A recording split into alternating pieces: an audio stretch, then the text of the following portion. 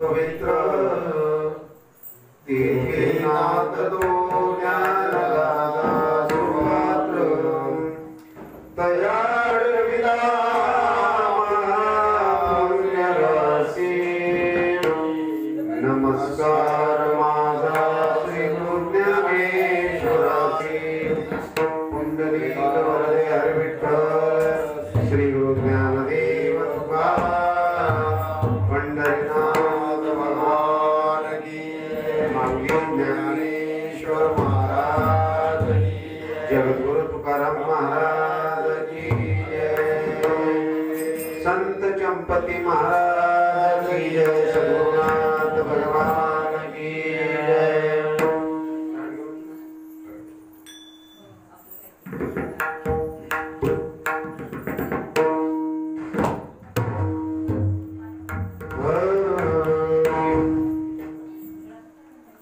जय जय Ram Krishna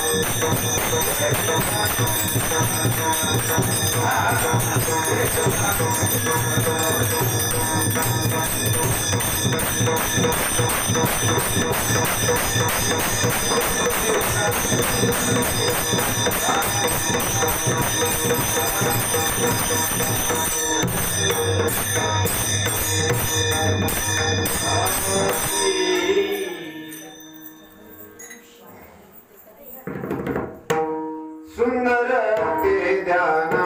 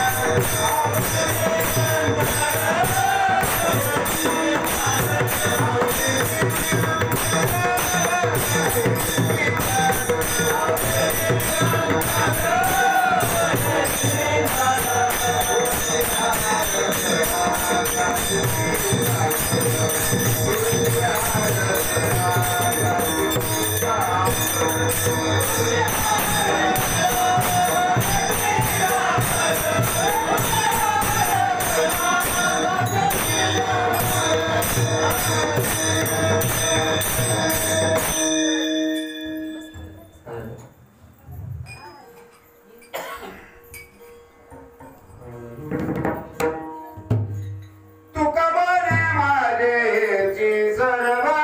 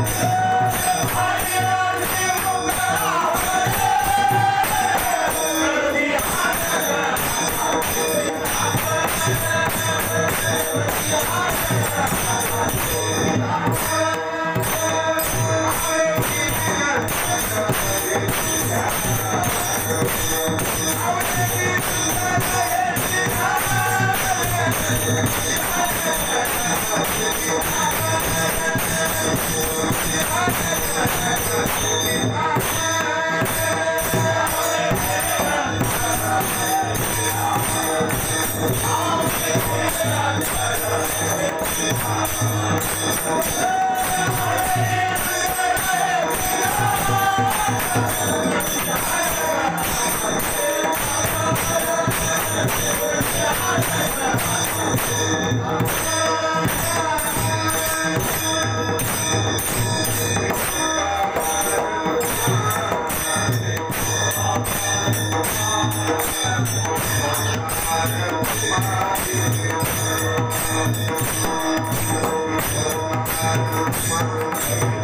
Para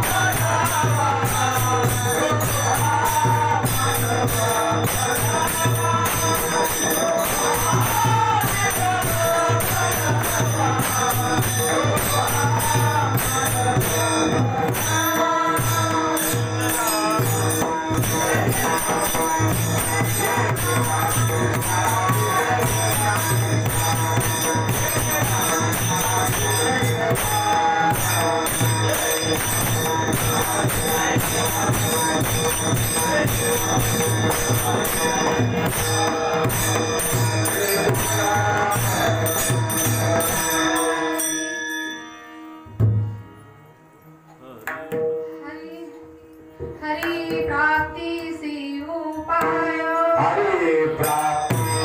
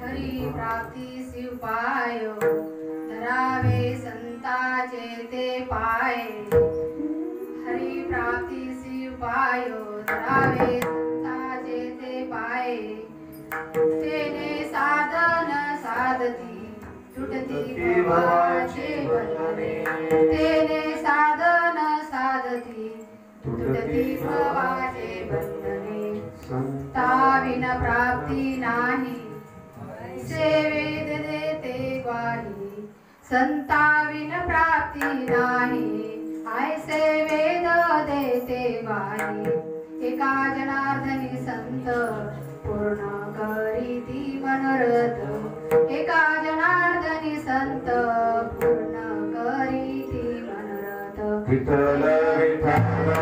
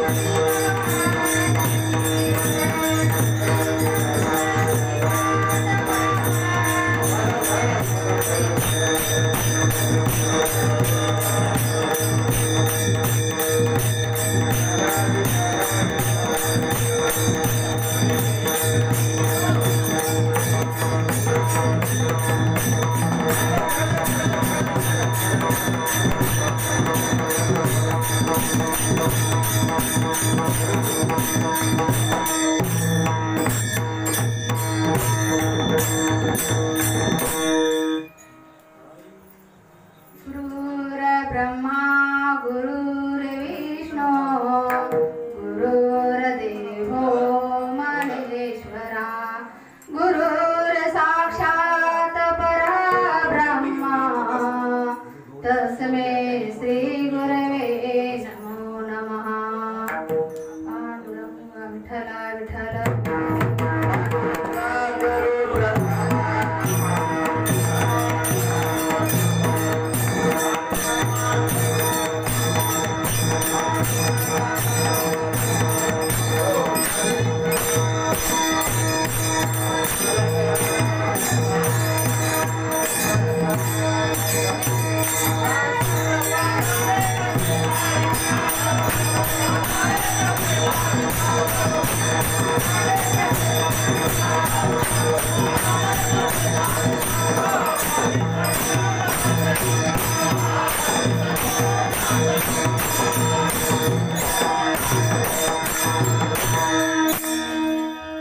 नमो विठ्ठला राजया पांडुरंगा नमो रुक्मिणी माऊली ज्ञानगंगा नमो पुंडलिका नमो चंद्रभागा नमस्कार माझा रुक्मिणी पांडुरंगा नमो ज्ञानेश्वरा नमो ज्ञानेश्वरा करुणा करा दयाळा तुमचा अनुग्रह लाभलो पावन झालो चराचरी कला कुशले काहीच नेने बोलतो तुमचा दास तुमचा अनुग्रह लादलो पावन झालो चराचरी तुमचा अनुग्रह लादलो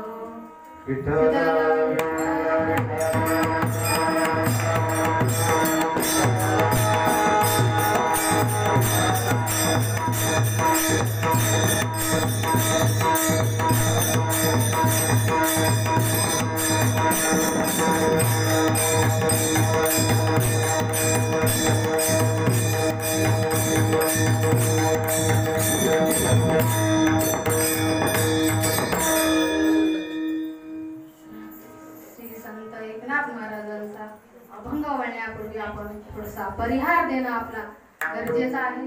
आपण अभंग म्हणण्याच्या अगोदर आपण थोडा परिहार म्हणून आपण प्राप्त प्रसंगी तसेच नमस्तक माझ्या श्री गुरुदेव चंपती महाराज माझ्या चरणी माझं नमस्तक होते.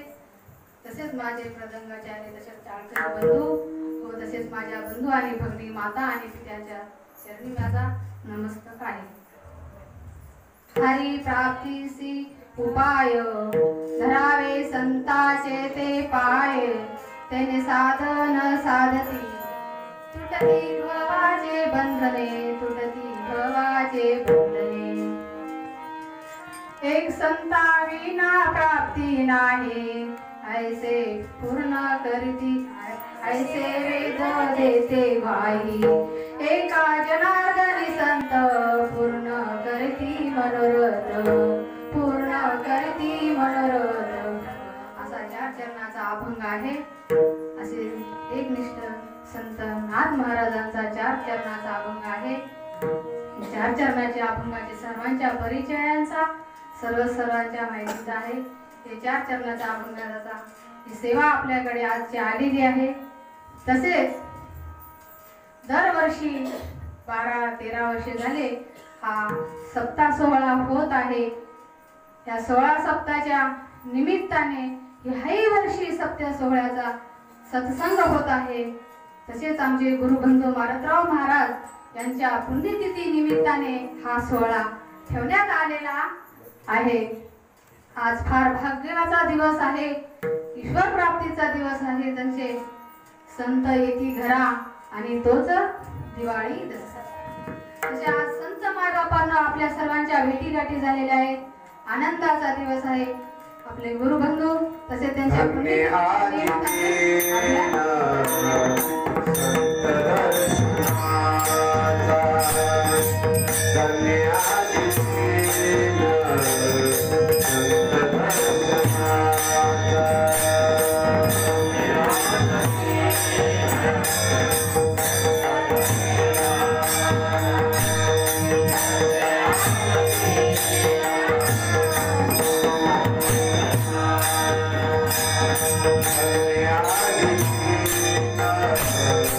Yeah.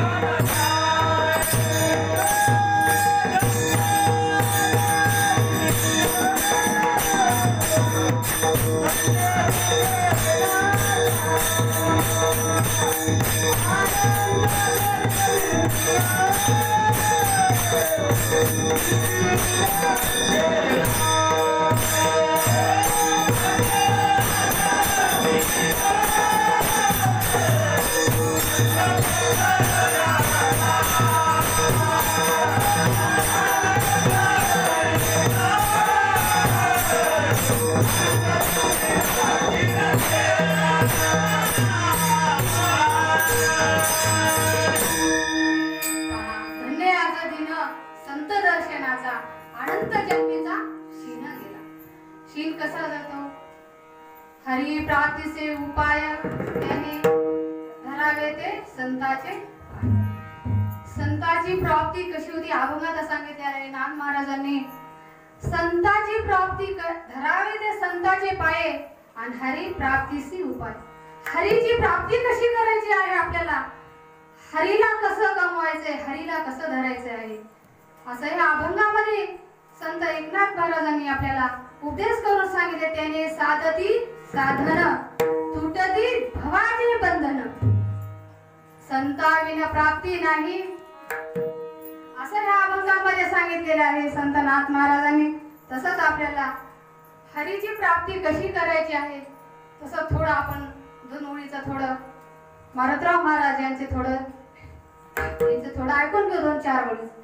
आणि आमचे मोठे गुरुबंधू आहेत ते राहणार मार्लेगावचे आहेत. असंच हे आमचे संत श्री सद्गुरु चंपती माऊलीच असं कधी मधी गावात जाण्यानं येण्यानं सत्संग व्हायचा. त्यांना असे विचारत तेव्हा ज्यावेळेस त्यांनी होते त्यावेळेस तर हे मुखपाठ ग्रंथ सांगायचा. त्यांनी कधीच लिखाण नव्हतं त्यांच्याकडे, पण त्यांनी असे बसायचे 2-2, 3-3 महिने, 4-4 महिने सत्संग घ्यायचा. आणि असेच गावातले पाटील मारुतराव महाराज खूप श्रीमंत घराण्याचे, पायी तर कधी चालायचेच नाही त्यांनी, घोडीशिवाय चाललंच होतं त्यांचं. तिजोरी श्रीमंत घराणा मराठा, तिजोरीच्या चाब्या त्यांच्या नेहमी कमरेला राहायच्या. मी काय पाहिले नाही, पण त्यांचे जे संत त्यांच्या बरोबरचे होते ते सगळे सांगत होते आतापर्यंतचे असे होते. आमच्या महाराज गुरुजीचं म्हणणं एकच होतं की मी देव दाखवतो, मी देव दाखवतो.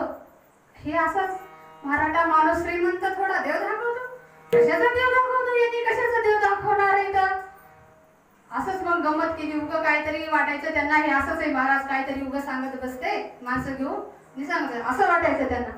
एक दिवस त्यांच्या मनाला उपदेश झालाय काय बघावं बरं याचं. एक दिवस असंच मनावं वाटलं त्यांना की असंच बघावं म्हणून देव दाखवतो. देवा खरंच मग एक दिवस त्यांच्यासोबत चर्चा झाली, बसले.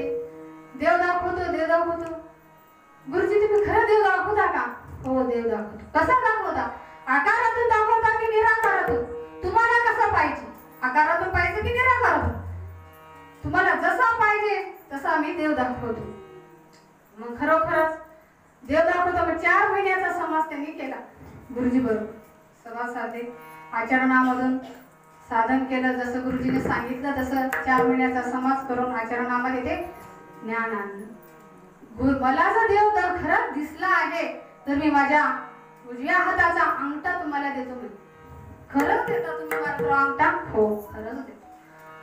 बरं म्हणे. खरंच मग शेवटी 4 महिन्याचा समाज झाल्यानंतर मग म्हणले ज्यावेळेस गुरुजी बसून ज्ञान सांगत होते त्यावेळेस तिथला माणूस सरकत त्यांच्या जवळ येत असताना त्याला कधीच कळत नव्हतं हे कुठं गेला कुठं. ज्यावेळेस विषय असे सांगत होते त्या विषयाच्या ओघामध्ये त्यांना साक्षात श्रीकृष्णाचं रूप दिसायचं, रामाचं रूप दिसायचं आणि असे ते इतकाच्यावर आदर उडायचे त्या ज्ञानाच्या गतीने.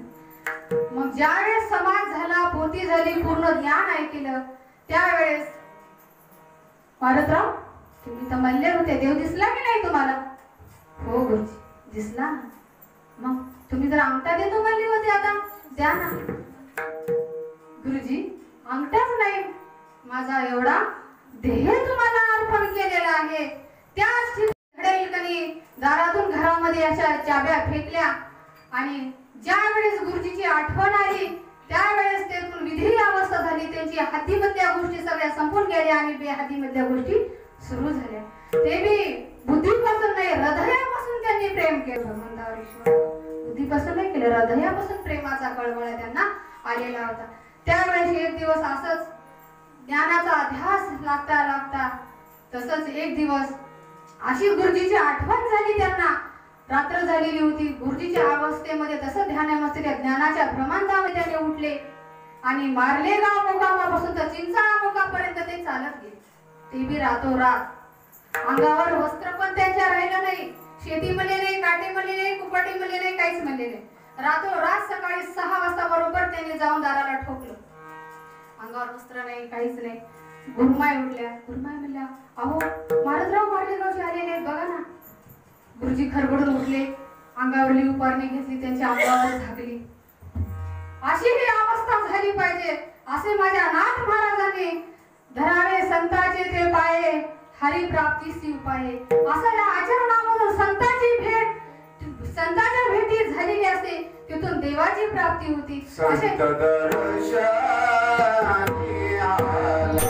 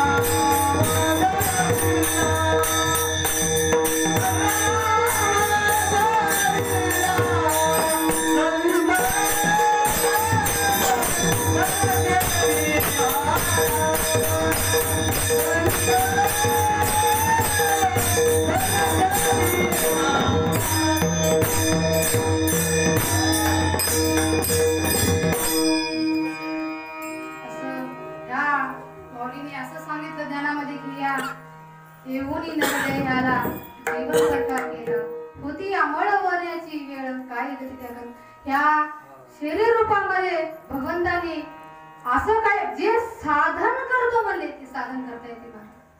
ज्याला आपल्याला जे साधन करायचं आहे, जे करतो म्हणलं ते होते बरं का महाराज. पण ते कसं होते? हरीची प्राप्ती करतो म्हणलं तर हरीची प्राप्ती करता येते. 4 खाणीला इकडे 84 ला जातो म्हणलं तर 84 ला जाता येते, आणि इकडे स्वर्गाला जातो म्हणलं तरी स्वर्गाला जाता येते. पण नेमकं करायचं काय?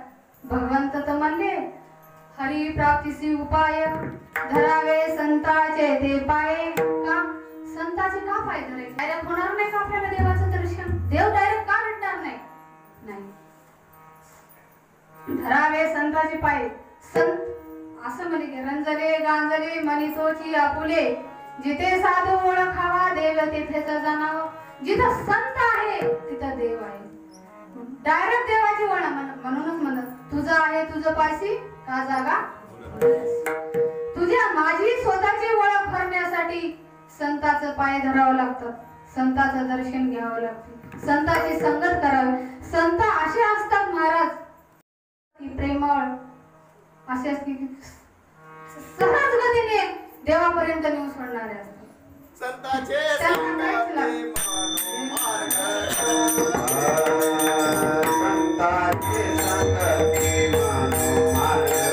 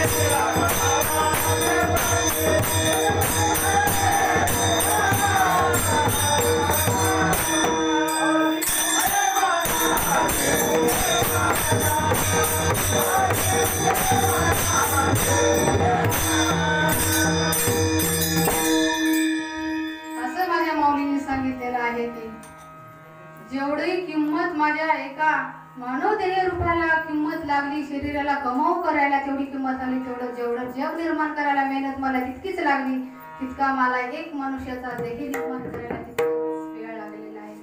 म्हणून भगवान माझे लेकरं वाया गेले नाही पाहिजे, चांगल्या गतीला पाहिजे. माझ्या लेकरांनी जे मी सांगितलं ते केलं पाहिजे. का त्यांनी ती अशी जशी आई लेकरावर कळकळीची विनंती असते की माझं लेकरू चांगलं वागलं पाहिजे, तसं ईश्वराचा मन तोच असतो.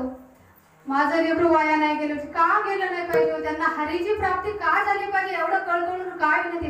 प्रत्येक देव असतो संतांचा अवतार घेतो आणि संतांच्या ह्याच्यावर मुखावट भक्ताचा उद्धार करण्याचा मार्ग दाखवण्याचे संत काम करतात. का करतात? हरीची प्राप्ती होण्यासाठी. का आपण हरीच का प्राप्ती व्हावं, हरीच का पाहिजे आपल्याला, कशासाठी हरी पाहिजे. तर एक नाथ महाराज म्हणतात या उपदेशात, तेने साधती साधन तुटती भवाचे बंधन. त्याने साधन, काय साधन आहे आणि काय कोणतं भवाचं बंधन तुटल्या जाते माझं असं आमचे. तर ह्या शरीर रूपामध्ये एवढी मेहनत लागलेली आहे भगवंताला, म्हणून माझं हे शरीराने हे कार्य हरीची प्राप्ती केली. संताचा संग जर धरला त्याने तुटती बंधन धरावे ते संताचे. संताच्या संगतीमुळे माणस आपल्याला 5वा वेद दिले, तत्व दिलेला आहे. 5 तत्व आणि 4 वेद जे भगवंताने सांगितलेले 4 तत्वाचं काम केलं पाहिजे आणि 5व्या तत्वाला जागृत ठेवलं पाहिजे. 4 वेदाकडून 5वा तत्व जागृत राहते. तर कशासाठी? हरी प्राप्त करण्यासाठी त्याने धरावे संताचे पाय. तसं संताचे संग धरल्याने अनंत माझे आतापर्यंत संत झालेले, संतांनी आतापर्यंत तुम्हा आम्हाला शास्त्र निर्माण करून ठेवली. कशासाठी शास्त्र करून ठेवली? तुम्हाला आम्हाला कळण्यासाठी करून ठेवली. माझे लेकर वाया नाही गेले पाहिजे, त्यांची अशी कळकळ होती. तशी संताची कळकळ तशीच असते. संत कधीच कुठं वाया जात नाही. त्याच्यासाठी माणसाने संगत केली पाहिजे. संगतीचे परिणाम म्हणतात ना, वाण लागावं मात्र गुण लागावं मात्र वाण लागवले माणसाचं, तसं असते माणसाचं.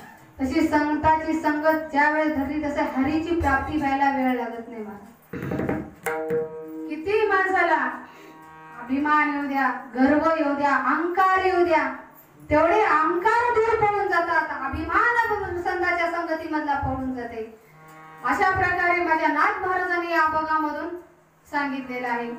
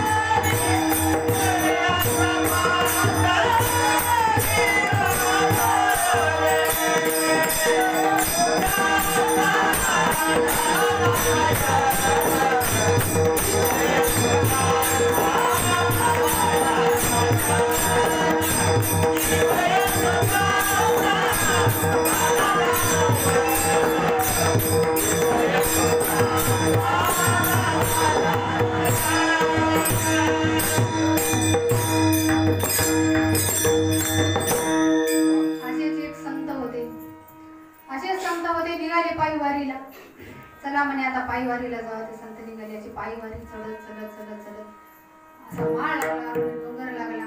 त्या माळावर डोंगरावर जाता जाता काय झालं, पारधी आता काय अशी रात्र झालेली, अंधारी रात्र झाली, 7 वाजले. किर्र आवाज यायलाय, वाघांच्या आवाजाचा, डरकाळ्यांचा आवाज यायलाय. आता काय करावं म्हणे, सूर्य तर अस्तमा झालेला आहे, रात्र झालेली, आता प्रकाश नाही, काय नाही, आता काय करावं म्हणजे. आता आपल्याला मार्ग नाही म्हणे, कुठेतरी आसरा आपल्या जीवाला बसण्यासाठी पाहिजे म्हणून असे संत म्हणू लागले. असं चालत चालत चालत एक पारधीचं घर होतं. त्या घरामध्ये तिथं जवळपास गेले पारधीच्या. त्या पारधीला विचारलं, पारधी बाबा तुमच्याकडे आज येऊ का म्हणे, मी राहू का म्हणे तुमच्या घरी आज. तसं ते म्हणे या, का नाही म्हणे या. त्यांनी असं तसा तो मनानं मोकळा होता पारधी, फक्त ते नाव त्याचं पारधी होतं, पण मनानं खूप सज्जन आणि चांगला होता. आले मग संत घरामध्ये बसले. रात्र झाली, सकाळी उजळलं. महाराज म्हणे तुम्ही जेवण करा. नाही म्हणे मी काही जेवण करत नाही म्हणे. तसं कसं म्हणे, मी बनवलेला स्वयंपाक तुम्हाला देत नाही म्हणे, पण तुम्ही जे म्हणाल ते स्वयंपाक देतो, पण तुम्ही आमच्याकडे जेवण करा म्हणे. नाही म्हणे मी काही यावर्षी जेवत नाही म्हणे, आता मी पुन्हा कधी पुढच्या वर्षी तुमच्याकडे येईल ना तर त्यावेळेस तुम्हाला जेवण म्हणेल तुमच्याकडे. बरं असं ठीक आहे. मग तसेच ते सकाळी उजळलं आणि ते संत निघाले पुढच्या वाटीला. मग असं करत करत लगेच पुढच्या वर्षीचा दिवस आला. पुढच्या वर्षी आणले त्याच वाटेनं आले, त्याच पारधीच्या घरी आले. तसंच पारधीला विचारलं, महाराज येऊ का तुमच्या घरामध्ये. या ना म्हणे महाराज, ओळखू तुम्ही गेल्या वर्षी आलता ना आमच्या घरी. हो आलो होतो. मग आता जेवायला नाही म्हणे, जे आहे ते स्वयंपाक काही देत नाही म्हणे तुम्हाला जेवायला, मी तुम्ही जे सांगाल तेच मी जेवायला करून वाढतो. असं हो. मग तुम्ही जे पक्षी सांगताल तेच पक्षी आणतो आणि त्याची हानमारी करतो आणि तुम्हाला मी भोजन बनवतो म्हणे. असं का. हो बरं आहे. मग सांगितलं त्यांनी संतांनी त्या पारधीला, जाय म्हणे ज्याच्या कमरेला पितांबर आहे, ज्याच्या डोक्यावर माझ्या मोराचं पीस आहे, असा पक्षी घेऊन ये म्हणे आणि तुला मी नंतर सांगतो म्हणे. बरं म्हणे. मग पारधीने काय केलं, जे सांगितलं होतं संतांनी ते पारधी गेले. लवकर ये म्हणे, 5-6 दिवसाच्या मध्ये आलास तर मी थांबतो, नाहीतर माझं मी चाललं लागलो म्हणे. बरं म्हणे. गेला पारधी. 1 दिवस झालं, 2 दिवस झालं, 3 दिवस झालं, 4 दिवस झालं, असे 5 दिवस संपले. 6वा दिवस उघडला. आता काय करू म्हणे, एकही पक्षी मला दिसत नाही, कुठं दिसत नाही, आता काय करावं म्हणे. पण महाराजांनी तर सांगितले म्हणे. तसं इकडे तसं महाराजांचं ध्यानस्थ चालू होतं. ध्यानाला बसलेले होते. नारायण नारायण नारायण असं जपाला ध्यानाला बसलेले होते संत ते. आता काय करायचं, मग आले, निघाला. आता उद्या सकाळी 6वा दिवस उघडला. 12 वाजता मला पक्षी भेटला तर बरं झालं म्हणे, नाही भेटला तर इथं मी अग्निकाष्ट देणार म्हणे, मी महाराजाला तोंडही कधी दाखवणार नाही म्हणे. मग त्यांच्या मनाला कसा उभे झाला. मग आता सगळं झालं, सरळ नसलं, त्यांनी अग्नी द्यायचं, आता स्वतः उडी मारायची त्याच्यामध्ये. म्हणलं की 3 प्रदक्षिणा घातल्या त्या पारधीने. 3री चक्कर घालता घालता तसाच एक पक्षी आला आणि त्याच्या खांद्यावर बसला. बघितलं, धरलं त्या पक्ष्याला. इतके दिवस आला नाहीस म्हणे, आता उडी मारायची की बरा आलास म्हणे, तू सांध्यात सापडलास. त्यांनी एक जाळी नेलेली होती त्या पक्ष्याला आणण्यासाठी. त्या जाळीमध्ये पक्ष्याला टाकलं आणि घेतलं गुंडाळून आणि निघाले त्या संताकडे निघाले. असेच निघता चालत चालत आले. महाराजाच्या त्याला बुक्या मारत त्या पक्ष्याला आणलं त्या महाराजापर्यंत. दिसतं नाही आलं, तू इतके दिवस का आला नाही सांग, इतके दिवस का आला नाही सांग, असं म्हणत तिथपर्यंत महाराजांच्या त्या पक्ष्याला आणलं आणि सोडलं. आज संताला म्हणे त्यांचं नामस्मरण चालू होतं. नामस्मरण चालू, महाराज महाराज उठा म्हणे. आणला म्हणे पक्षी. पक्ष्याला काढलं त्या पिंजऱ्याच्या बाहेर महाराजांनी ठेवलं. तसंच बघितल्या बघितल्या त्या पक्ष्याची आणि संताची एक दृष्टी झाली. एवढं सुंदर रूप दिसतं त्या संताला. पक्ष्याचं पंख दिसलं, मोराचं पंख, आणि कमरेला पितांबर दिसला आणि टिळा लावलेला दिसला. असं नमस्तक झाले, लोटांगण त्यांच्या चरणी पक्षाच्या घेतल्या. देवा, हे पण तुला अवतार घेता येते का? तू एवढ्या रूपामध्ये मला सापडलास आणि तीही आला.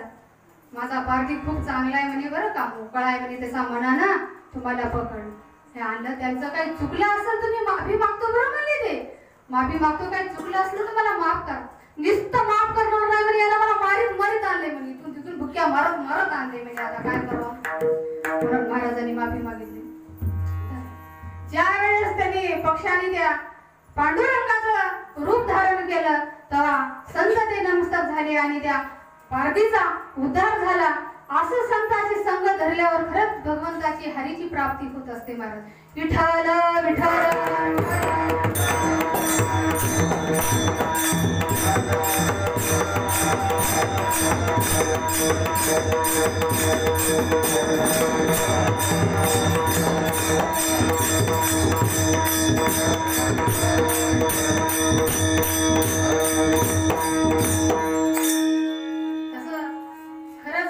माझ्या माता आणि भगिनींनो, कळकळीची माझी विनंती आहे, खरंच जेवढा मातेला वेळ भेटते आणि जेवढा मातेला जेवढं साधन करता येते तेवढं कमी आहे. पुरुषापेक्षा स्त्रिया आपण जास्त साधन करू शकतो. आपण कसं जागोजाग उभा टाकतो, पण आपण जे आपण असं ती स्त्री करायची म्हणून आपण करू नये. आत्मभावाने आपण जे आपण संतांची संगत धरली, जे आपण शास्त्र पाहिलेलं आहे त्या शास्त्राचा अभ्यास मनोगत परिपूर्ण करून शिनी आपलं साधन करून घ्यावं आणि दुसऱ्याला बी सांगावं. संतांनी जे काम केले, संतांची संगत अशी असते. आपल्याला तेवढं संता एवढं करणं होत नसेल तरी बी फक्त थोडं जेवढे आपल्याला 5 गोष्टी जरी भगवंताविषयी सांगता आल्या तेवढ्या तरी सांगा. माझ्या मीराबाई तशाच होत्या. एक राजाची तेवढी मीराबाई होती, सुंदर रूपाने एवढी राजवाड्यामध्ये नक्षत्रासारख्या माझ्या मीराबाई होत्या. एवढ्या सुंदर रूपाने होत्या. त्यांना एवढी कृष्णा आवडत एवढी कृष्णाची भक्ती करत होत्या आणि त्यांच्याकडे अशा दासी घरामध्ये राजवाड्यामध्ये राहत होत्या. तर त्या दासी एक पुत्र होता. दासी पुत्राला अशी इच्छा झाली की या मीराबाईकडे बघून मला तिच्या संग लग्न करावं वाटलं. आता ते साधन कसं आहे, कसं करावं? आईला म्हणलं, आई मला त्या मीराबाई खूप आवडतात, मला त्यांच्यासोबत लग्न करावं वाटतं. अरे हे कसं शक्य आहे म्हणे, तू असा कसा बोलायला लागला? काय शक्य नाही आहे? आता काय करावं? यांना तर जेवण सोडून दिलं, अन्न पाणी सोडून दिलं होतं, आता काय करायचं? असंच ती दाशी गेली. गावात एक पाटील होता, त्या पाटलाशी म्हणल्या. आता ते गरीबाला तर मोठ्या लोकांना बोला वाटत नाही, तिथपर्यंत हिंमत नसते जाण्याची. मग एक पाटलाला बोलले. ते पाटील गेले मीराबाई पर्यंत गेले. मीराबाई काय हो म्हणे, अजी सांगा ना. काय नाही म्हणे, असं असं दाशी पुत्र आहे आणि असं असं म्हणे. त्यात काय अवघड आहे म्हणले मीराबाई? काही अवघड नाही म्हणले, करेल म्हणले मी त्याच्यासोबत लग्न. असं? हो असं. बरं म्हणे, त्याला माझ्याकडे आणा म्हणे, इथपर्यंत मी सांगेन म्हणे त्यांना. मीराबाई म्हणल्या. तर मीराबाई म्हणल्या, तुला माझ्या संग लग्न करायचे का? हो करायचं. बरं माझं एक काम सांगते मी, तू करशील का ते? हो का नाही करणार म्हणे. त्याला तरी खूप खुशी झाली. मीराबाई काय सांगतात की एवढं मला माझ्या संग मीराबाई लग्न करायला म्हणल्यावर आनंद आनंदी झाला. काय करायचं आता? बरं एक रात्र आणि एक दिवस इथं ध्यानाला बस म्हणे. माझ्या कृष्णाच्या सगुण रूपाच्या मूर्तीचं ध्यान कर म्हणे. तू त्या ध्यानामध्ये झालं की मी तुझ्याशी लग्न करतो. त्यानं असं बसला, कृष्णाची मूर्ती पुढे घेतली, सगुण रूपाचा आठाव केलेलं होतं आणि मीराबाईने सांगितलेलं ज्ञान जे होतं त्याला काय सांगितलं, त्या ज्ञानाचा आठाव करता करता असे 1 महिना त्याच्याकडे दिवस निघून गेले. ज्यावेळेस हलवलं ध्यानामध्ये तरी उठवायला तयार नाही तो. आता काय करावं? दाशी आल्या. तरी माझा मुलगा मीराबाई तुमच्याकडे आला. हो म्हणे, आई देते म्हणे, घाबरू नका म्हणे, काही टेन्शन नाही. बरं. ज्या वेळेस मग उठला म्हणे, मीराबाईने हलवलं, उठल्या काय झालं? लग्न करायचं होतं चला. ते तर तवाच गमून गेलो म्हणे, मी तेव्हाच विसरून गेलो म्हणे. आता मातेमध्ये लागले मी तर तेव्हाच विसरून गेलो म्हणून अशा माराबाईने उपदेश त्या मुलावर केलेला होता. असं आपल्याला तेवढं आपल्याला त्यानं साध्य करणं होत नाही, पण कमीत कमी आपल्याला ज्ञानाची खरंच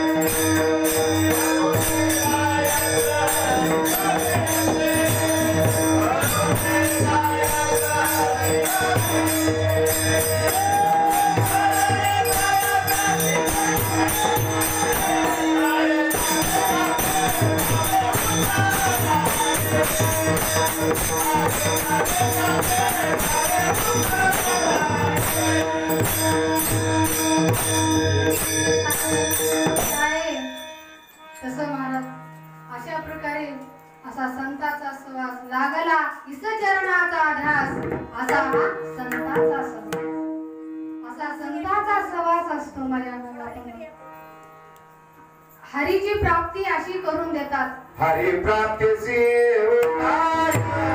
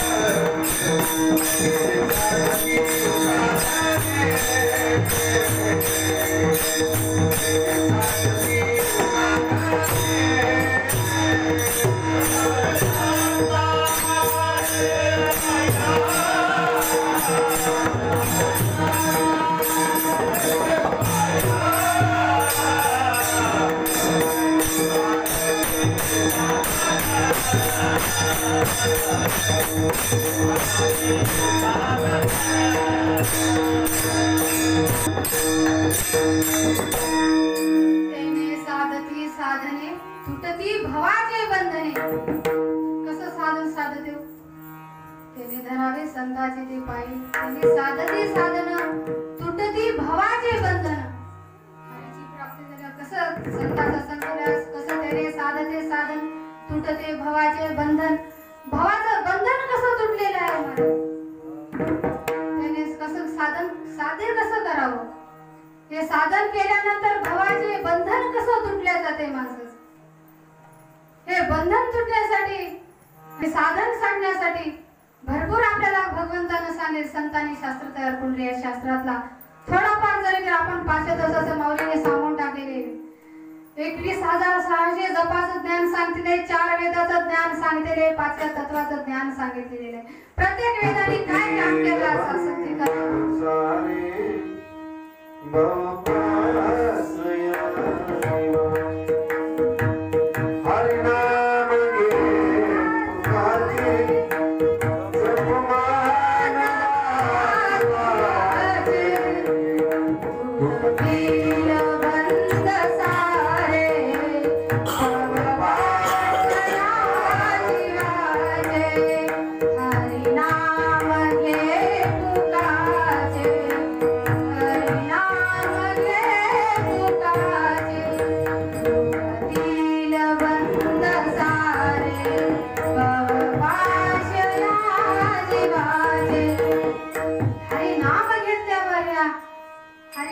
बंधन कसं तुटणार आहे तसं आपल्या महाराजांनी अभंगामधून सांगितलं. हरिनाम घे तुझ्या बंधन भवपाश या जीवाचे.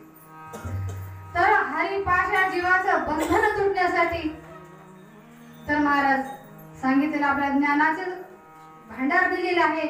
खरोखरच साध्य कसं होतंय?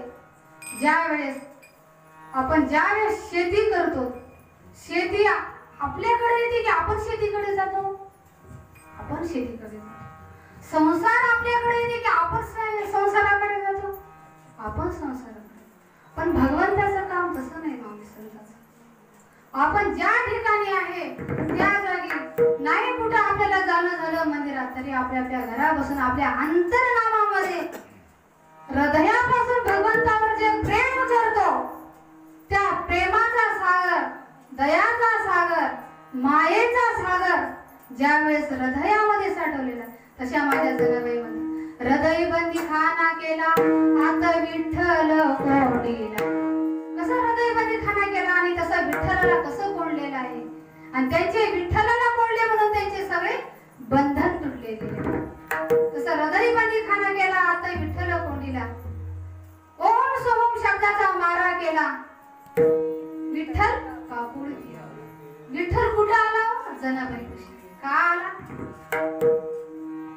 तिचा काही चमत्कार बघून आला का जनाबाईचा? नाही आला. तिच्याकडे काय होतं जनाबाईकडे? चमत्कार होता. आणि कधी चमत्काराला कधी बोलायचं नाही बरं. जिथं चमत्कार आजकाल हल्ली परिस्थिती जिथं चमत्कार आहे तिथं नमस्कार झालेला आहे. म्हणून जिथे दिसतं ते नसतं, जे दिसत नाही ते श्वासत राहतं. महाराज दिसायला हे संत आहेत पण ज्या वेळेस आपण या संतांच्या जवळ गेल्यावर संतांचं आपल्याला संतांजवळ काय आपल्याला आत्मबुद्धी आहे भगवंताची ते आपल्याला कळत नाही. ज्यावेळेस संतांच्या संगतीत गेलो, संतांच्या सहवासात राहिलो त्यावेळेसच संतांच्या जवळचं धन सापडते. काय संत सांगतात? भगवंताच्या प्राप्तीपर्यंत संत नेऊन सोडणारे असतात माय बापू. तसं आतापर्यंत माझ्या जनाबाईने ते काम केलं, माझ्या मीराबाईने ते काम केलेलं आहे. तर माझ्या ज्यावेळेस माझा कृष्ण होता, ज्यावेळेस अर्जुन होता, ज्यावेळेस अर्जुनाला कधी वाटलं का माझा कृष्ण आहे मेवणा वाटलं, माझा मित्र वाटलं. ज्यावेळेस कृष्णाने अर्जुनाला उपदेश केला होता क्रीडांगणावर तर त्या उपदेशामध्ये एका सगुण रूपामध्ये सारं विश्व दाखवलं, सगळं विराट रूप दाखवलं. सगुण एका सगुणामध्ये सारं विश्व विराट रूप साठवलेलं.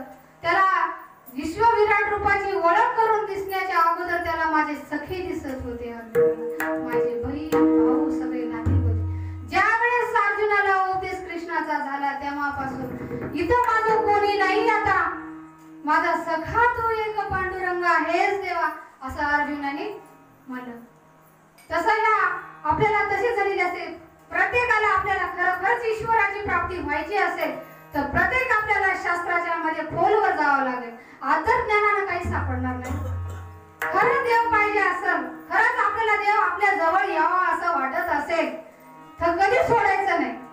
खरंच आपण इथपर्यंत गेलो मी देव कशाचा भुकेला आहे? फळांचा नाही, कधी फुलांचा नाही, कधी बेलाचा नाही, कशाचा निवेद सध्या कधी देव खाल्लेला नाही.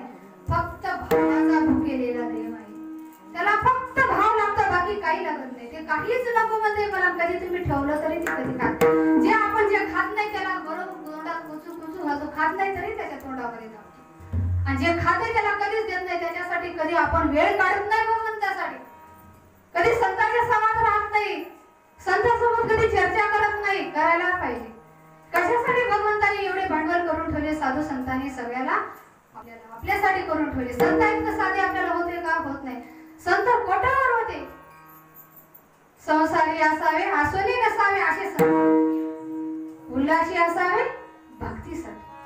का? कशासाठी त्यांनी शेवट केलेला आहे? भक्ती, भगवंताची हरिप्राप्तीची प्राप्ती करण्यासाठी संतांची संग धर्मी शास्त्राचा अभ्यास केला का? पण आदर नको कोणतंही करा की मनापासून न करता आपल्या हृदयापासून भगवंतावर प्रेम करावं. ते कोणतं प्रेम करावं म्हणलं तरी 21,600 जप दिला होता. ते ध्यानामध्ये भगवंताचं ठेवून त्यानं कसं आपल्याला आळवलेलं आहे. जसं दूध आपण त्याप्रमाणे घोळतो तसं भगवंताला हृदयाच्या जागी आपण जर त्याला घोटाळूपणा केला का हो भगवंत आपल्या जवळ येणार नाही. आपण हा नाशिवंत देह कामासाठी आपण त्यांच्याकडे चाललो पण देव म्हणजे माझ्याकडे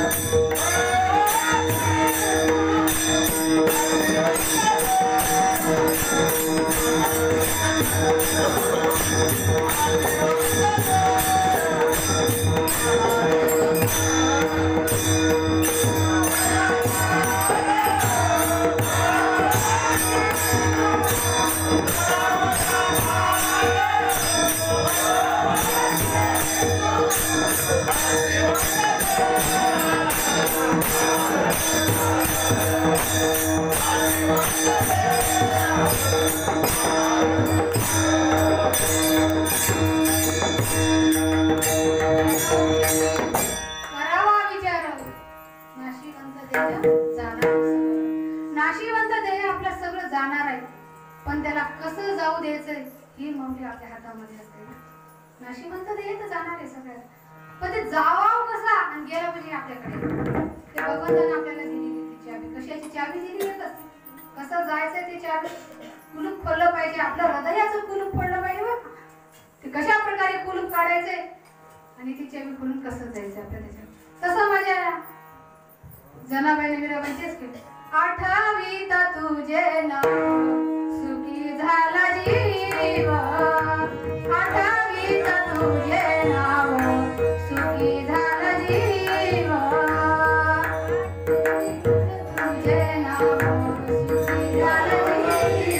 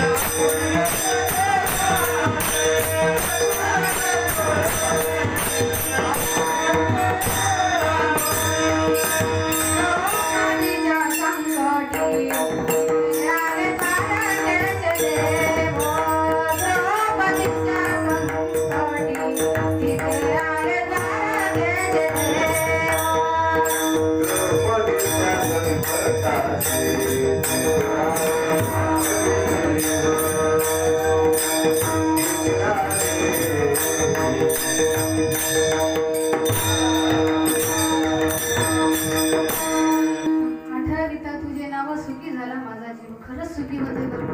फक्त आपल्याला एकच काम करायचं की भगवंताला ओळखण्याची ताकद आपल्यामध्ये दिली. देव सगळे देव देव करायले, पण त्याला ओळखणं वेगळं आहे, जाणून घेणं वेगळं आहे. देव सगळे भक्ती करायले, सगळे भक्ती करायले, मंदिरात चालले, सगळं काय करायले, पण त्याला ओळखणं वेगळं आणि पाहणं वेगळं आहे.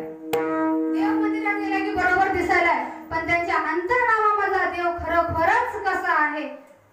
म्हणून म्हणले देव माझा माझा माझा, देव माझा माझा माझा, देव माझा मीच देवा.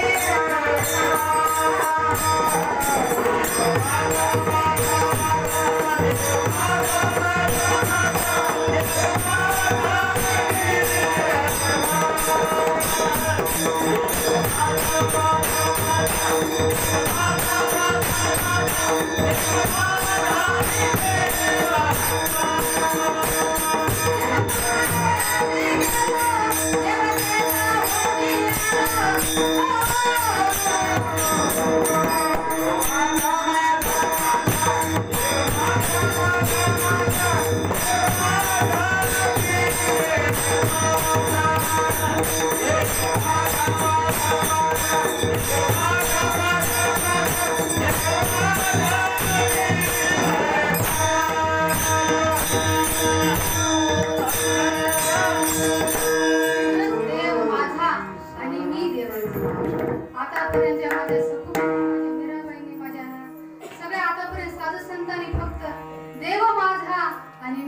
वाचा एवढं संताचं काम असते. माझा देव मी कसा करू आणि माझ्या मनाला मी कसं भगवंताला आठवू आणि मी देवाचा कसा हो, तिथं दुसरा कुठं कोणी आहे का?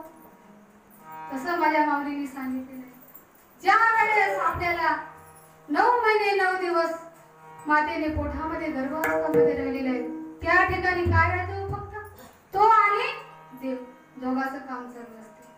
ओम सोम तिचाकार मंत्र ह्या दोघाचा आई घेते त्यांना सोडते, त्यांना सोडते आई घेते, हेच काम चालू असते.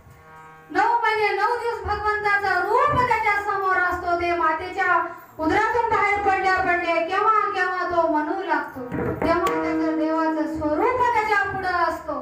त्यावेळेस त्याला जमिनीचा धक्का लागतो, तेव्हा त्याला भूल पडते, मायेची भूल पडते. त्यावेळेस ईश्वर त्याच्याकडे हरपलेला असतो आणि जेव्हा सापडतो तेव्हा देव काय म्हणतो, देव माझा माझा मी देवाचा. तसं आतापर्यंत माझ्या साधू संतांनी तेच केलेलं आहे. म्हणून स्वानुभवाने माणसाला आपल्याला देवाला आपलंसं करायचं असेल तर त्याला फार घोटावं लागतं, फार आळवावं लागतं. कुठं जायची गरज नाही, यात्रेला नाही, काही नाही. हे आपल्याला फक्त हरिनाम घे फुकाचे जप मानावाचे, तसं बंधन तुटणारे तुटती भवाचे बंधने असे नाथ महाराजांनी या अभंगामधून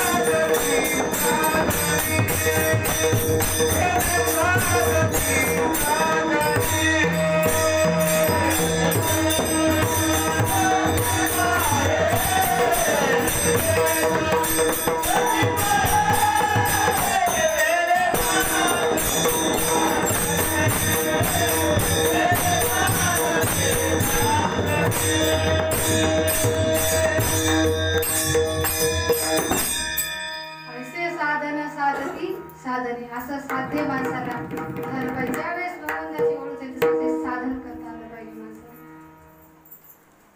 साधन केल्यानंतर तुटती भवाचे बंधन संताविना प्राप्ती नाही, ऐसे वेद देते ग्वाही. वेद कशी ग्वाही देतात?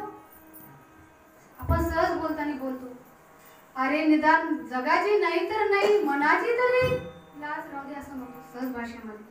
तर मनाची ग्वाही कशी पाहिजे? कमीत कमी मेल्यानंतर 5 लोक तरी आपल्याला चांगले म्हणावं. 5 लोक जरी करता चांगले म्हणणार गेले, घरातले माणसं तरी चांगले म्हणावं. ही ग्वाही कोणती आहे? आपल्या मनाची. मनाची गाई तिरभवनामध्ये. सगळा खेळ मनावर आहे माणसाचा. जे मनानं करतो म्हणलं ते साध्य होते, फक्त ते केलं पाहिजे जिद्दीनं.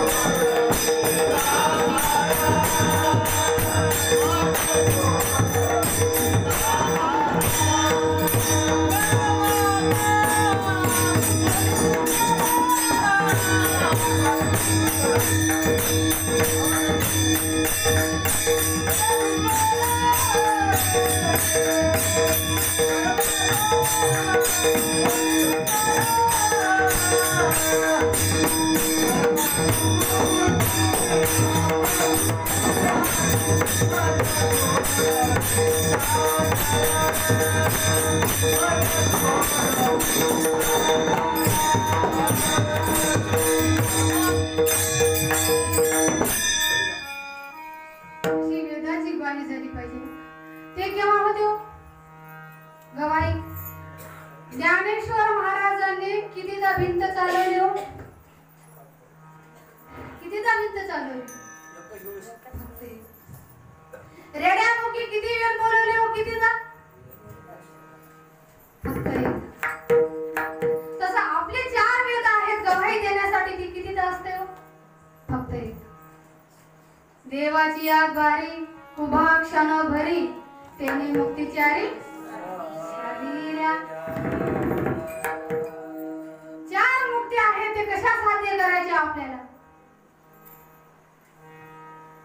याच देही याच डोळा पहावे मुक्तीचा सोहळा. तर ह्या देहावर मुक्तीचा सोहळा पाहिजे. चार वेदानेच आपला गवाही द्यायची. ती गवाही केव्हा असते माणसाची. फक्त एकदा असते. ती गवाही देण्यासाठी याला आपल्याला अगोदर 6वा दिवस येण्याच्या आधी 5 दिवस आपल्याला ही गवाही तयार निर्माण करावी. कशी गवाही द्यायची. आता 6व्या दिवस तर सगळ्याला येणार आहे. प्रत्येकाला 6वा दिवस येणार आहे. पण 5 दिवस गवाही देण्यासाठी आपल्याला काय करावं लागते. ती गवाही येते कशी माणसाला. त्याला संचित असावं लागतं. संचित म्हणजे कसं पाठीमागला पर्याय असतो. संचित निर्माण केलेलं. आता आज आपण भाग्याचे भाग्यवान आहात तुम्ही. या जागी बसला याला भाग्याचा पुण्याचा साठा लागावा. पुण्याचा साठा असल्याशिवाय माणूस इथे बसू शकत नाही. प्रारब्ध भाग्य असावं लागतं त्याला. ते तुमचे 5 दिवसाची बॅलन्स. माणूस जसं अन्नधान्य घरामध्ये टाकतंय खाला वर्षाचं जमा करतंय तसं आपल्याला जन्मोजन्मी याच देही राहण्यासाठी यासाठी अठास करतो. त्यावेळेस आपण वेळ देत नाही. काय देत नाही. या वेदानं काहीतरी आपल्याला गवाही दिली पाहिजे. यासाठी काहीतरी अठास केला पाहिजे. या अठासासाठी ही आपली 4 वेदाची गवाही आहे. आणि ती फक्त एकदाच असते. ती एकदा देण्यासाठी 5 दिवसाची आपल्याला भरती करावी लागते. तीच खरी आहे भरती. माणसाची गवाही ती शेवटची आहे. म्हणून म्हणले ज्ञानेश्वर महाराज देवाची या द्वारी उभा क्षण भरी त्याने मुक्तीचारी साधली. 4 मुक्त्यांना आपल्याला साधा. 4 मुक्तीच्या वेदावर आपला 5वा तत्व आहे. ती आपला शेवटचा क्षण आहे. तर ते क्षण कसा आहे. ज्यावेळेस माणसाचा अंतकाळ असतो आतमध्ये आपल्या चित्रगुप्त एक नावाचा असलेला असते. चित्रगुप्ता म्हणतात त्याला. ते चित्रगुप्ताचा आपले रोज जे काही कर्म केलेले असतात ना ते कर्म आपल्याला लिखित झालेले असतात. स्वतःचा मनाचीच गवाही आपल्याला असते. फक्त 4 माणसाने नाही दिली तरी चालते. पण आपल्या 4 वेदांना आपल्याला गवाही दिली पाहिजे. ती कशी दिली पाहिजे. मग हे सत्संग बसणे कीर्तनात जाणे संतांची संगत धरणे. चांगल्याची संगत धर्माचा संबंध महत्वाचे. संतांच्या संगतीत राहू. दुर्जनाच्या सावलीत बसू नये. दुर्जनाची सावली नको मला. संतांची संगत दे देवा. कशासाठी पाहिजे. गवाही देण्यासाठी संतांचा. आणि संगत ही आपल्याला 4 वेदाची गवाही देण्याचे काम करतात. तीच गवाही असते संतांची. असा हा संतांचा संग लागला ईस चरणाचा ध्यास. असा हा संतांचा सहवास. संतांच्या सहवासामध्ये 4 वेद आपले परिपूर्ण होतात. 5वा तत्व निर्माण होते. त्या 5व्या तत्वावर आपले 4 वेद गवाही देतात. आणि हीच खरी अट्ठास आहे माणसाच्या जन्मामधला बरं का. ते राम संसारासाठी किती रवा जाणारच आहे. त्यासाठी आपल्याला ज्यावेळेस आपल्या 5 दिवसाचा आपल्याला संचित झालेला आहे त्या संचितावर 6व्या दिवसाचा ईश्वर तुमच्याकडे चालवून येते. विठ्ठल विठ्ठल